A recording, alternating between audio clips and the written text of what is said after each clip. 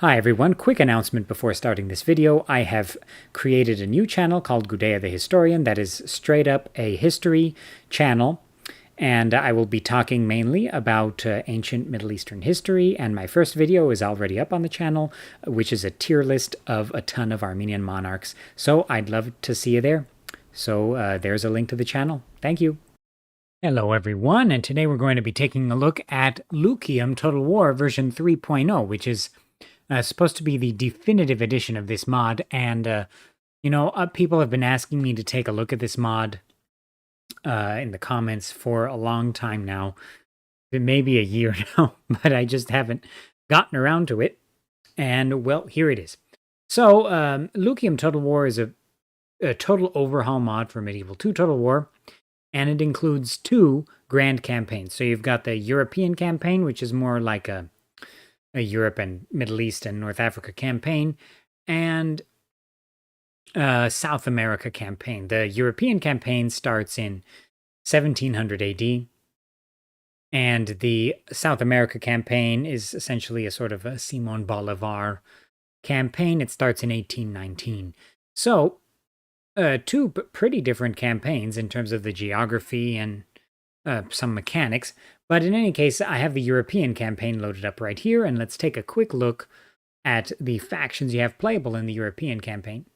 So you've got Britain, France, the Spanish Empire, Savoy, Venice, Genoa, Papal States, Prussia, Bavaria, Cologne, Westphalia, Sweden, Denmark, Norway, Austria, Polish-Lithuanian Commonwealth, Ottomans, Wallachia, Egypt, the Barbary States, Morocco, the Safavid Empire, the Khalidi Emirate, the Russian Empire, Georgia, and the Kazakh Khanate. So it's a pretty interesting campaign. So let's quickly get into a game here, and I will show off the some of the campaign mechanics and the start positions here of this mod. And of course, the European campaign starts in 1700 AD, which is of course the same as the start position, as the starting date for Empire Total War, if I'm not mistaken. So Venice, yeah, and there's a harder economy a mode here. So yeah, for those hardcore players. Now, as you can see, Venice here starts out with southern Greece and Crete and Rhodes and Dalmatia and Verona and Venice. So just a couple observations about the map here. I think Europe has been done very well as it can be done with the, the hard faction limit of Medieval 2. So you've got a lot of important provinces that are really represented here, as well as minor kingdoms.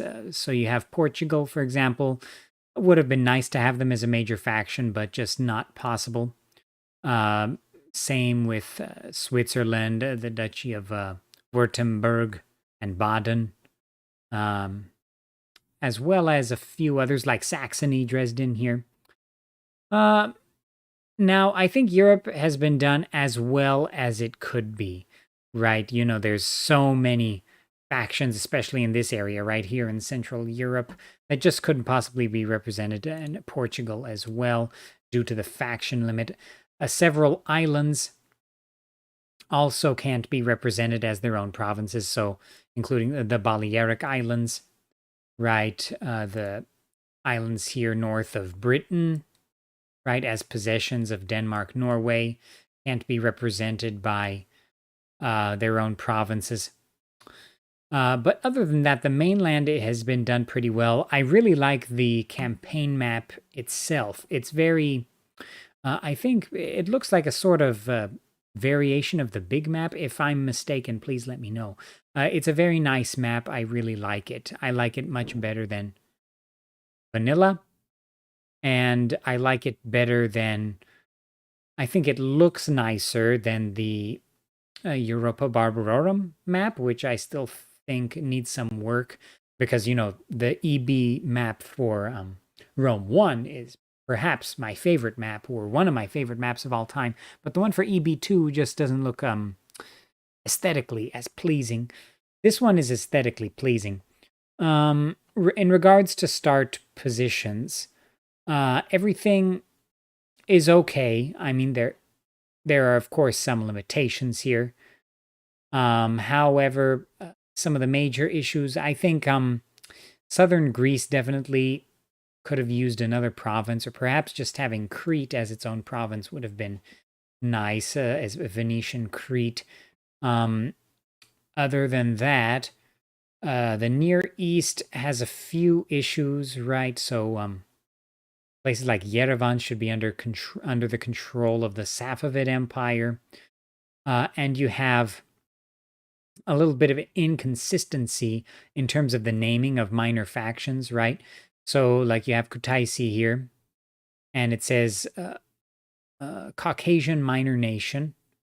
Then you go down here to Yerevan, and it's the Emirate of Armenia, which, I mean, the Emirate of Armenia is the governorship of Armenia that existed in the Caliphate. So the Rashidun, Umayyad, Abbasid Caliphates had an Emirate of Armenia, but not right for this period. Manzikert, of course, is rather inappropriate for this period, and the province name of Mush or Manzikert is also not good. Other than that, things are pretty good.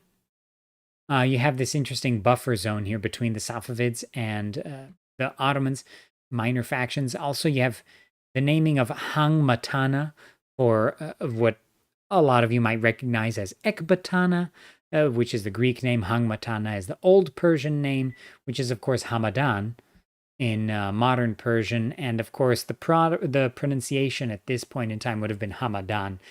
Definitely not Hangmatana. Hangmatana is a Achaemenid period pronunciation. Other than that, things look pretty good. You go up here to the Kazakhstan, Russia, and Sweden, and things look pretty nice indeed. The Endless Forest. And a couple things I want to mention about the mechanics. So the units here are, kind of your 18th century units. So you've got line infantry, you've got common musketeers, you've got your pikemen, you've got light cavalry, the Venetian generals' bodyguards. So you have pretty standard 18th century bodyguard types. So these sort of like the general staff in Empire Total War, pretty similar. And you have a lot of unique units depending on the region as well. So you've got Greek bayonet militia, Italian home guard militia. It's kind of a spear unit, a pike unit. For the Europe campaign, some things about the mechanics here. You have, these buildings here that sort of define the type of province it is. So you've got Italian province there. You have Italian province for Ragusa here, which is interesting. And in Athens, you have Greek province, for example, right? So in large empires, you'll have, provinces that represent different ethnicities, and those give you different benefits or penalties, depending on who's controlling that province, and you can't destroy these buildings. Other than that, this mod keeps the city and fortification differentiation. So Venice, for example, has Venice as a small city, and then every other town controlled by Venice is actually a fortress. So Athens, Ragusa, Verona, they are fortifications. And of course, these give you access to different types of buildings. Another thing here is you have policy buildings, so they take one turn and cost nothing. But let's say Venice, it's a city, right? So you want to focus on the economy. You can do that, and then this gives you access to different sorts of buildings. And then the military policy gives you access to different sorts of buildings and gives you different benefits, right? So, yeah, that's pretty much everything I have to say about the European campaign. So let's quit the game and restart, and I will restart. In the launcher, you can choose which campaign you want to play. So I will choose the South America campaign in just a second. All right, so here we are with the South America campaign loaded. Again, this campaign starts in 1819, so it's pretty different from the European campaign. It's a century difference for the start date, and it's quite interesting. I like it. So you've got the Spanish Empire, you've got the Portuguese Empire, the British West Indies, the Dutch Empire, the French Empire, of course, the Guianas, of course. You've got Gran Colombia, you've got the Brazilian Empire, you've got the Republic of La Plata, you've got the Republic of Paraguay, you've got La Liga Federal, you have the Republic of Chile, and you have the Mapuche. So, of course, we're going to go with Paraguay and show off the campaign map here. Okay, so welcome to Paraguay. And you, of course, just like all the other factions, you have a nice little introduction here.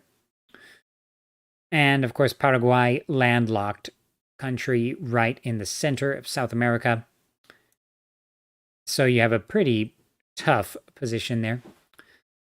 So one difference here is that in terms of agents, I want to see, does Paraguay have agents? No, it doesn't. But the South America campaign actually has an agent called a Spanish teacher. So that allows you to spread, the knowledge of Spanish in the different provinces.